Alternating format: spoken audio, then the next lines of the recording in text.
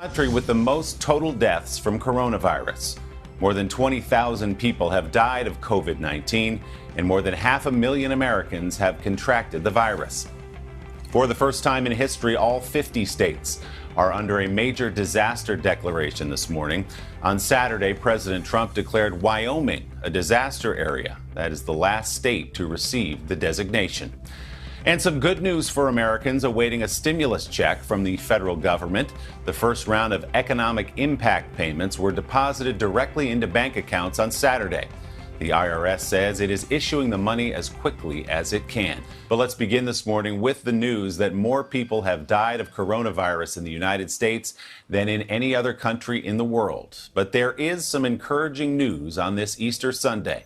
Let's get the latest from NBC's Kathy Park. She is outside of the iconic St. Patrick's Cathedral in New York City, which is hosting a very different Easter celebration today. Kathy, good morning. Willie, good morning to you. Typically on Easter Sunday, thousands of people would be going through this cathedral, but because of the coronavirus outbreak, a change of plans. This morning's Mass will be streamed online, giving people a chance to stay connected, even while staying apart. This morning, a surreal scene. Pope Francis celebrating Easter Mass, presiding over a near-empty St. Peter's Basilica. His blessings live-streamed as the world watches from home. A message of hope as America reaches more grim milestones in its ongoing battle against the coronavirus. The U.S. now leading the world in deaths, topping 20,000. And all 50 states are under a major disaster declaration for the first time ever. Still, some encouraging signs in hard-hit New York. The number of hospitalizations appears to have hit an apex. Progress, but the single-day death toll jumped again to a staggering 783. It is stabilizing at an horrific rate.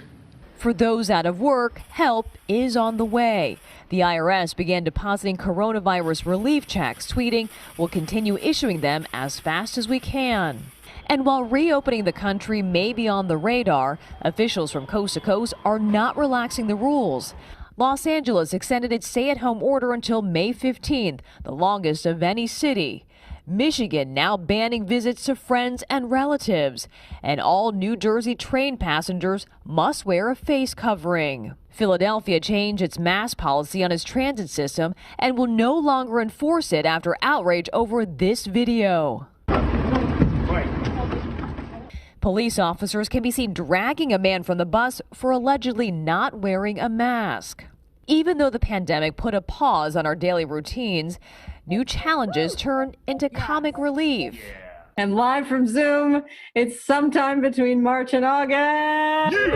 The SNL cast reunited remotely with a special appearance from at-home host Tom Hanks, who tested positive for the virus in mid-March and found a way to lift our spirits with a dose of laughter. I have been more like America's dad than ever before, since no one wants to be around me very long, and